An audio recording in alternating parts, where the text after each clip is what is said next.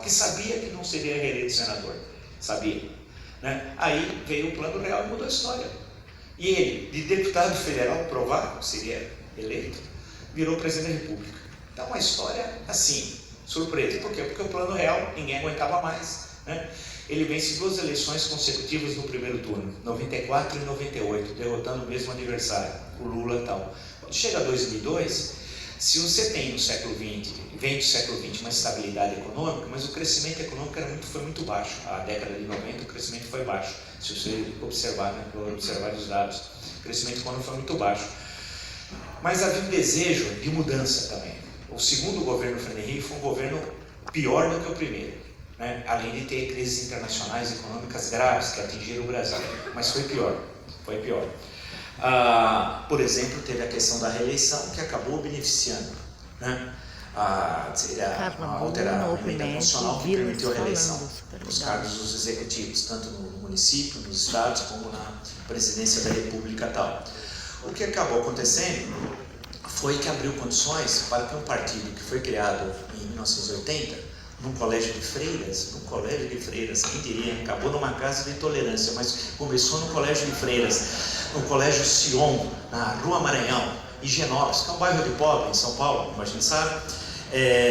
Foi lá que nasceu o Partido dos Trabalhadores, né?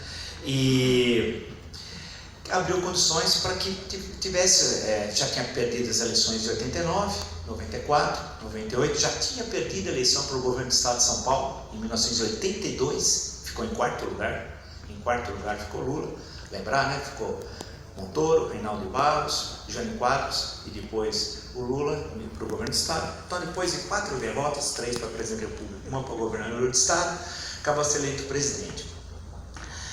O Fernando Henrique fez muito pouco esforço para eleger o sucessor. Acho que no fundo ele queria até que o Serra perdesse, né? Porque vinha tem sempre essa ideia do exótico. Os estrangeiros entendem o Brasil como exotismo. Eles gostam, nos acham sempre inferiores. Os americanos nem sabem que fica o Brasil, os europeus no máximo sabem que fica no continente americano. E gostam que os nossos líderes sejam exóticos, aí é legal. Eles não gostam de nos tratar como iguais.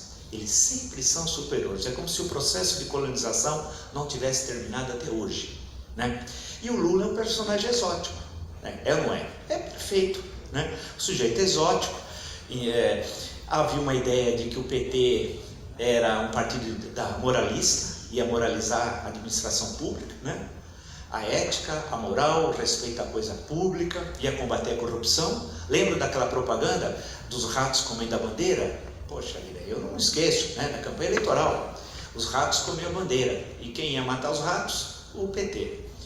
Que nunca proliferou tanto ratos como durante o PT, mas haja, né? A ratazanas em escala nunca vista na história da humanidade, né? Aí, o que aconteceu foi que você tem toda uma onda pró. O Lula assumiu. Aí que é uma coisa que eu sempre acentuo nas minhas conversas aí, e construir um projeto que é único na história do Brasil. Se nós regredirmos um pouco na história do Brasil República, a corrupção, eu não gosto dessa expressão, eu odeio, que o brasileiro tem DNA de corrupção. Isso é mentira, isso não tem sustentação histórica, não tem sustentação histórica. Aonde? No segundo reinado, Dom Pedro II, me diga quantos casos de corrupção ocorreram em 49 anos, entre 1840 e 1889. Eu queria que alguém me provasse. Outro dia até voltei a falar isso. No mínimo, acho que deve ter, sobra dedo uma mão. Tem 2 casos que eu conheço. 2. E foram severamente punidos. 2.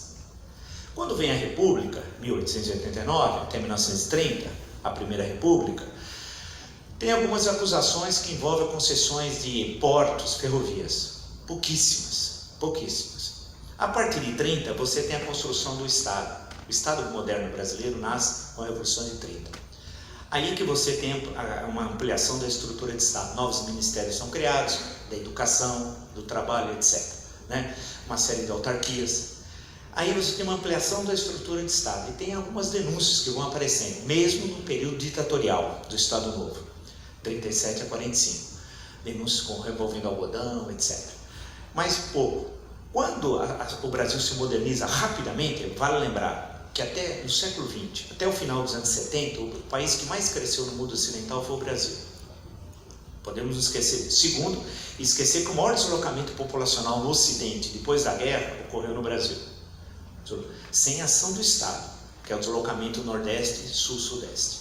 O maior deslocamento do mundo ocidental. Não há nenhum paralelo, que grosso modo é chamado, né, de Paus-Arara. Esse deslocamento populacional não criou tensão social na chegada. Ao contrário, o desenvolvimento econômico era tão grande que incorporou rapidamente essa mão de obra que era desqualificada e qualificou rapidamente para as funções iniciais, especialmente na indústria, no processo de industrialização. Esse Brasil moderno, que nasce em 45, com o fim da Segunda Guerra Mundial, vai criar uma cidade de massas e amplia-se muito o colégio eleitoral também, né? Com a participação das mulheres, pelo Código Eleitoral de 32 elas passam a votar, né? E aquele sertanejo que lá no Nordeste não era nem eleitor, quando ele chega, por exemplo, a São Paulo, ele, até para trabalhar, era obrigado a ter duas coisas: carteira de trabalho e título eleitor. Isso era condição sine qua non para trabalhar. E aí ele vira eleitor e começa a participar da vida política. Sempre só lembrando, para não me estender muito, o que ocorre no Brasil é um salto histórico que a Inglaterra demorou 2 séculos, de 2 a 3 séculos para fazer, no processo de cercamento e industrialização. No Brasil, esse processo para algumas pessoas demorou 3 semanas. Né? Você saiu de Quixeramobim, por exemplo, no sertão central do Ceará, chega a São Paulo, e vira operário em Osasco. Uma semana depois você se filia a um sindicato que você nem sabia o que era. E a partir de então você tira um título de eleitor. Quer dizer, esse salto de uma